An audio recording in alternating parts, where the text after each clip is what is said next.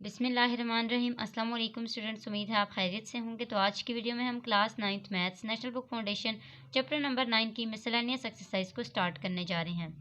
जैसा कि स्टूडेंट्स आप जानते हैं कि इसका जो क्वेश्चन नंबर 1 है वो बेस्ड है MCQs के ऊपर, तो हम सॉल्व करने जा रहे हैं क्वेश्चन नंबर 2 को। इसके अलावा आपको ये भी बताती चलूँ कि अगर आप वीडियो में स्किपिंग करना चाहते हैं तो आपको टाइम कोड नीचे दिया गया है, आप कर सकते हैं। इसके साथ साथ मैं आपको बताती चलूँ कि हमने चैप्टर नंबर 9 कंप्लीट सॉल्व कर लिया है। अगर आप वो देखना चाहते हैं तो मेरे चैनल हफ्सा स्टडी के ऊपर प्लेलिस्ट के फॉर्म में चैप्टर नंबर 9 दिया गया है, आप वहां से सारी वीडियोस देख सकते हैं। अगर आपको वो कंसेप्ट क्लियर हैं तो आइए क्वेश्चन नंबर 2 देखते हैं। यहाँ पे हमारे पास क्या है, find the exterior angle of a polygon with 6 sides. अब हमारे पास एक पॉलीगोन दी गई है।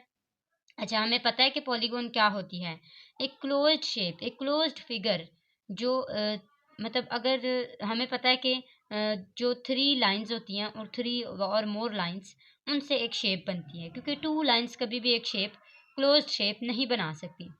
तो हम कहते हैं कि पॉलीगोन जो है उसका हमने एक्सटीरियर एंगल फाइंड करना है, यानी कि बरूनी एंगल, बाहिर एंगल, बाहर वाला जो एंगल है वो फाइंड करना है। और हमें ये भी बता दिया गया है कि वो जो पॉलीगोन है उसकी 6 साइड्स हैं, उसकी लाइंस कितनी हैं, 6 लाइंस हैं। अब हमने फार्मूलाज में पढ़ा था, 9.6 में हमने पढ़ा कि 9.5 में हमने पढ़ा था, तो हमने वहाँ पे पढ़ा कि जो एक्सटीरियर एंगल होता है और नंबर ऑफ साइड्स होते हैं उनके लिए एक ही फार्मूला यूज़ किया जाता है, लेकिन वहाँ पे अगर हमने नंबर ऑफ साइड्स फाइंड करने हैं तो हम थीटा को यानी एंगल को नीचे ले आते हैं, और अगर हमने एंगल को फाइंड करना होता है तो फिर नंबर ऑफ साइड्स को नीचे ले आते हैं। कहाँ किसके नीचे ले आते हैं, 360 डिग्री के नीचे ले आते हैं। तो मैं यहाँ पे पहले मैं फार्मूला राइट कर लेती हूँ, फिर उसके अंदर हम पुटिंग करेंगे। स्टूडेंट्स, यहाँ पे मैंने दोनों फार्मूलाज को लिख लिया है, अब हम इसके अंदर पुटिंग करेंगे। और पुटिंग किसके अंदर होगी ये आपने जहन में रखना है। हमने फिलहाल एक्सटीरियर एंगल को फाइंड करना है, तो हम कौन सा फार्मूला यूज़ करेंगे, ये वाला, क्योंकि हमारे पास यहाँ पे साइड पे एंगल दिया गया और जिसको हमने फाइंड करना होता है वो हमेशा सेपरेट होता है, ये हमने पहले भी पढ़ा हुआ है। आइए पुटिंग करते हैं अब। तो हमें जैसा कि पता है कि हमने एंगल को फाइंड करना है, 360 हमारे पास एज इट इज़ लिख दिया जाएगा, और जो नंबर ऑफ साइड्स हैं वो कितनी है, 6।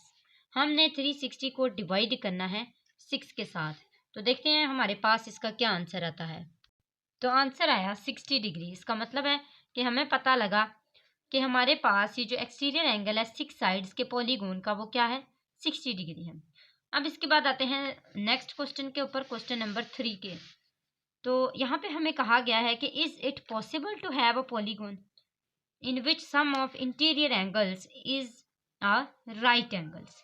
अब इज 9 राइट एंगल्स। अब यहाँ पे हमें क्या कहा गया है कि ऐसा पॉसिबल है कि एक पॉलीगोन में, एक पॉलीगोन के पास जहाँ पे इंटीरियर एंगल कौन सा होता है, अंदर वाला एंगल, अंदर वाले एंगल को सम करने से 9 राइट एंगल्स बनते हों।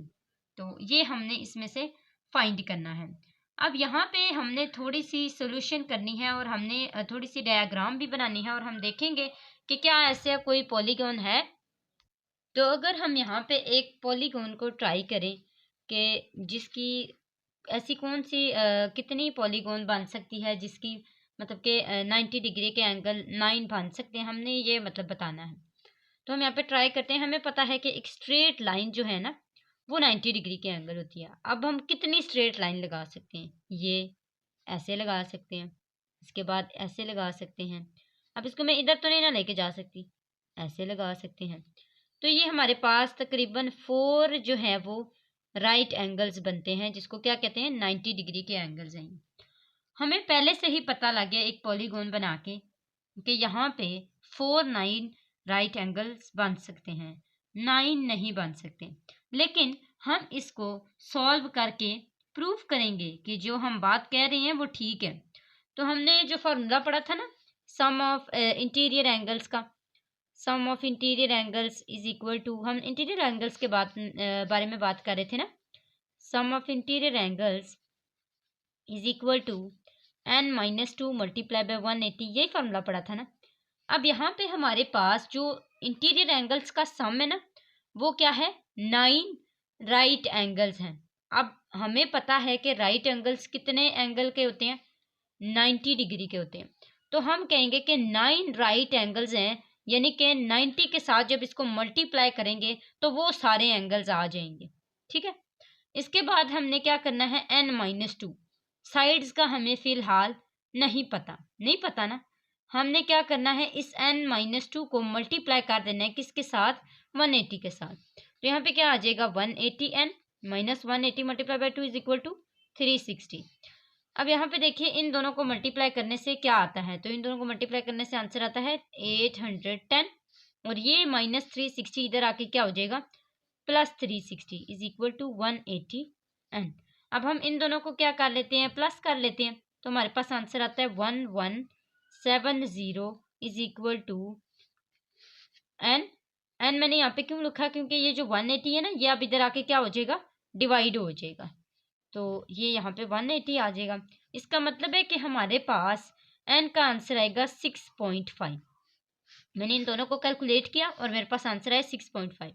अब हमने जो प्रीवियस हमने एक्सरसाइजेस पढ़ी थी वहाँ पे हमने एक पॉइंट मेंशन किया था, और इस तरह का एक क्वेश्चन भी था कि ऐसा क्यों होता है कि साइड्स जो हैं वो इक्वल नहीं होती।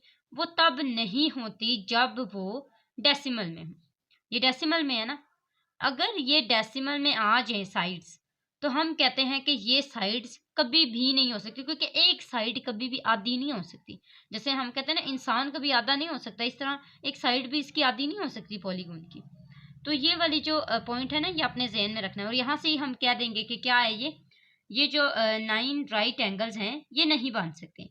हम एक स्टेटमेंट लिख लेते हैं कि as number of sides which is not possible in fraction, so there is no polygon, कि यहाँ पे कोई भी पॉलीगॉन नहीं बन सकती। अब आते हैं नेक्स्ट क्वेश्चन नंबर 4 की तरफ। तो इसमें हमें कहा गया है कि is it possible to have a polygon whose sum of interior angle is 7200, यानी कि 7200 डिग्री। तो यहाँ पे भी हमने सेम वैसे ही कुछ करना है जैसे पहले किया था। सम ऑफ इंटीरियर एंगल्स यहाँ पे लिखने हैं, वहाँ पे तो हमें पहले से ही पता लग गया था ना, लेकिन हमने यहाँ पे जो है हमें पहले से नहीं पता लग सकता, तो हमने इसको बाकायदा उसी तरह प्रूव करके बताना है कि sum of interior angles is equal to n-2 multiply by 180। अब हमने same sum of interior angles हमें कितना बताया गया है, 7200 degree is equal to n को मल्टीप्लाई करेंगे 180 से, तो 180n आ जाएगा, और ये आ जाएगा 360। जैसे पहले किया था ना, सेम वैसे ही करना है। अब यहाँ पे हमने ये 360 इधर आके क्या कर देना है, प्लस कर देना है। तो 7200 को हम प्लस कर देंगे किसके साथ, 360 के साथ, इज इक्वल टू 180, और यहाँ पे क्या आ जाएगा, n आ जाएगा। अब हमने 7200 को प्लस कर देना है यहाँ पे किसके साथ, 360 के साथ, तो हमारे पास आ जाएगा 7560। अब हमने क्या करना है, सेम वैसे ही 180 को इधर लाके क्या कर देना है, डिवाइड कर लेना है, तो हमारे पास n का आंसर आ जाएगा 42। अब n का जो आंसर है, यानी कि नंबर ऑफ साइड्स जो आई हैं वो हमारे पास कितनी आई हैं, 42 आई हैं। तो इसका मतलब है कि हमारे पास यहाँ पे डेसिमल में नहीं आया आंसर, तो हम कहेंगे कि यस इट इज अ, या यस लिख के ना पे आगे ये लिख लें कि it is possible to have a polygon whose sum of interior angle is 7200। तो यहाँ तक हमारे पास क्वेश्चन नंबर 4 कंप्लीट होता है। क्वेश्चन नंबर 5 की तरफ आते हैं। तो क्वेश्चन नंबर 5 में इसके बाद हमें कहा गया है कि find the measure of each angle of a regular nonagon. अभी नैनोगोन क्या चीज़ है, नैनोगोन के बारे में हमने पढ़ा हुआ है कि जब हम बेसिक कॉन्सेप्ट पढ़ रहे थे 9 चैप्टर के पॉलीगोन के बारे में, तो वहाँ पे हमने कुछ टाइप्स पढ़ी थी पॉलीगोन की, और उन टाइप्स में हमने पढ़ा था कि जिसकी 5 साइड्स होंगी, जिसकी 6 साइड्स होंगी, जिसकी 7 साइड्स होंगी, उन सब को एक नाम दिया गया था। इसी तरह वो जो नाम थे उसमें से एक नाम नैनोगोन भी था। और नैनोगोन कितनी साइड्स रखने वाला पॉलीगोन है। एक पॉलीगोन वही होता है ना जिसकी मतलब क्लोज शेप होती है, तो फिर ये भी तो एक क्लोज शेप है ना नैनोगोन। तो नैनोगोन की 9 साइड्स होती हैं। कितनी साइड्स होती हैं, 9 साइड्स। मैं यहाँ पे लिख लेती हूँ कि फिलहाल हमारे पास नंबर ऑफ साइड्स कितनी है, 9 है। और इसके साथ दूसरा जो पॉइंट है वो ये है कि हमें मेजर करने को कहा गया है ईच एंगल को। अब हमें नहीं पता कि हमने इंटीरियर एंगल को फाइंड करना है या फिर एक्सटीरियर एंगल को फाइंड करना है, तो हम क्या करेंगे, दोनों को फाइंड करेंगे, क्योंकि यहाँ पे मेंशन नहीं है। अगर मेंशन होता तो जाहिर है हम एक को फाइंड करते। तो आइए दोनों को फाइंड करें। तो इंटीरियर एंगल और एक्सटीरियर एंगल दोनों के फॉर्मूलाज मैंने यहाँ पे लिख लिए। अब हमने यहाँ पे ये ईच इंटीरियर एंगल और ईच एक्सटीरियर एंगल के फॉर्मूलाज हैं, ये आपने याद रखने हैं। अब इसके बाद हमने यहाँ पे पुटिंग करनी है। हमें पता है ये जो है ये 9 है, 9 minus 2 multiply by 180 divided by 9। इसी तरह यहाँ पे angle is equal to 360 divided by 9। यहाँ पे हम 9 में से 2 को माइनस करेंगे तो हमारे पास क्या आ जाएगा, 9 में से 2 को माइनस करेंगे 8 मल्टीप्लाई बाय 180 डिवाइडेड बाय 9। हम 8 को मल्टीप्लाई करेंगे 180 से और फिर डिवाइड कर देंगे 9 के साथ, तो देखेंगे कि हमारे पास क्या आंसर आता है। तो इसका आंसर हमारे पास आता है 140 डिग्री। और यहाँ पे हमारा 9 में से 2 निकाले तो 7 आया, 7 मल्टीप्लाई बाय 180 डिवाइडेड बाय 9। मैंने कैलकुलेटर में ये ठीक लिखा था, यहाँ पे मिस्टेक हो गई थी।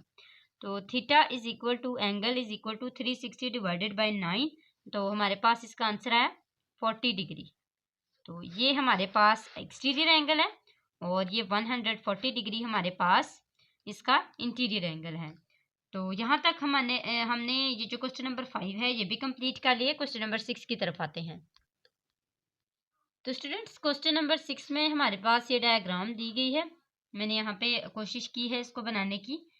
और इसके बाद हमारे पास क्वेश्चन दिया गया है कि in the figure X Y is a concave mirror. X Y एक कॉनकेव मिरर है। ओ ए इज ऑब्जेक्ट, ओ ए क्या है, यहाँ पे ऑब्जेक्ट है, चीज रखी गई है। And I B is its image, और आई बी क्या है, इसका इमेज है। ये क्या है, ये आई है और ये जो नीचे है ना ये बी है। Show that O A P minus triangle I B P, इन दोनों को शो करें कि ये माइनस हो रहे हैं। Find height of object if I B is equal to 2 centimetre, I P is equal to 10, O P is equal to 10 centimetre और I P is equal to 4 centimetre. तो ये हमारे पास क्वेश्चन दिया गया है, हमने इसको सॉल्व करना है। तो यहाँ पे अगर हम फर्स्ट पार्ट को सॉल्व करना चाहें तो यहाँ पे हमारे पास दो ट्रायंगल्स हैं जो एक ही शेप में दी गई हैं। आप यहाँ पे देखिए, ये आपके पास एक ट्रायंगल है जो कि एक राइट ट्रायंगल है, और इसको भी अगर हम देखें तो ये भी एक राइट ट्रायंगल है। तो हम कहते हैं कि ये जो दोनों ट्रायंगल्स हैं ना, दोनों के जो एंगल्स हैं, आप यहाँ पे देखिए ये भी 90 डिग्री का एंगल है और ये भी 90 डिग्री का ही एंगल है, दोनों राइट एंगल्स है ना। तो हम कहते हैं कि एंगल ओ इक्वल है एंगल आई के। यहाँ पे हम मार्क कर लेते हैं कि क्या है, ये एंगल ओ इक्वल है एंगल आई के। और ये जो ट्रायंगल है ये किसकी है, इन कौन सी triangle, triangle O A P and I B P, ये ट्रायंगल्स है ना। इन्हीं ट्रायंगल्स के अंदर एंगल ओ इक्वल है एंगल आई के।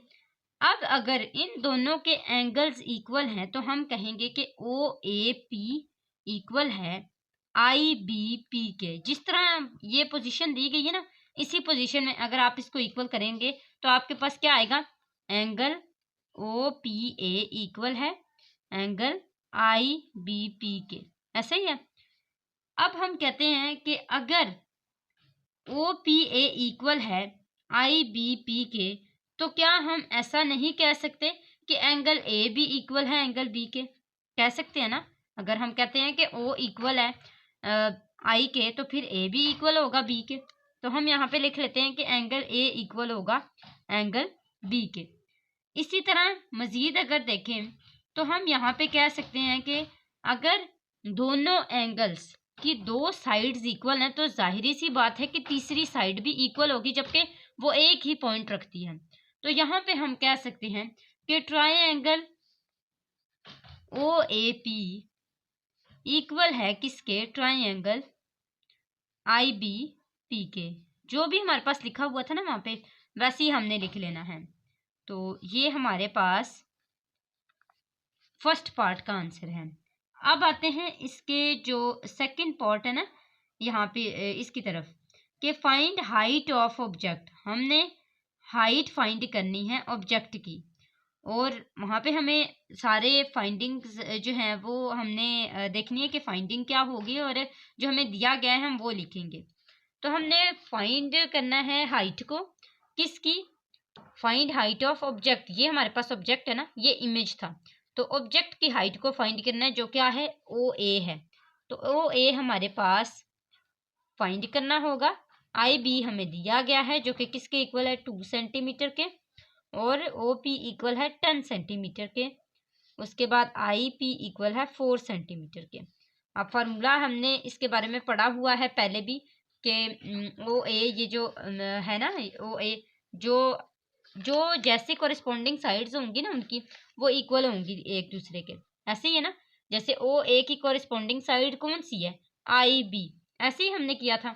और फिर हमने इसको किस फॉर्म में लिखा था, डिवीजन की फॉर्म में। तो O A divided by I B is equal to O P divided by I P. ऐसे ही आपने कॉरेस्पॉन्डिंग साइड्स जो होंगी ना उनको यहाँ पे लिख लेना है। तो यहाँ पे क्या आ जाएगा, O A divided by 2 is equal to, हमारे पास ओ पी क्या है 10, तो 10 डिवाइडेड बाई 4। इसको मज़ीद हम सॉल्व करते हैं, 2 टाइम 4 2 5 टाइम 10। तो यहाँ पे हमारे पास क्रॉस मल्टीप्लिकेशन होगी, तो ये आ जाएगा O A multiply by 2 is equal to 5 multiply by 2, 10 is equal to 2 O A. तो ये आ जाएगा O A is equal to 10 divided by 2, और 2 1 टाइम 2 2 5 टाइम, और ओ ए हमारे पास कितना आ जाएगा, 5 सेंटीमीटर। तो यहाँ तक हमारे पास क्वेश्चन नंबर 6 कंप्लीट होता है।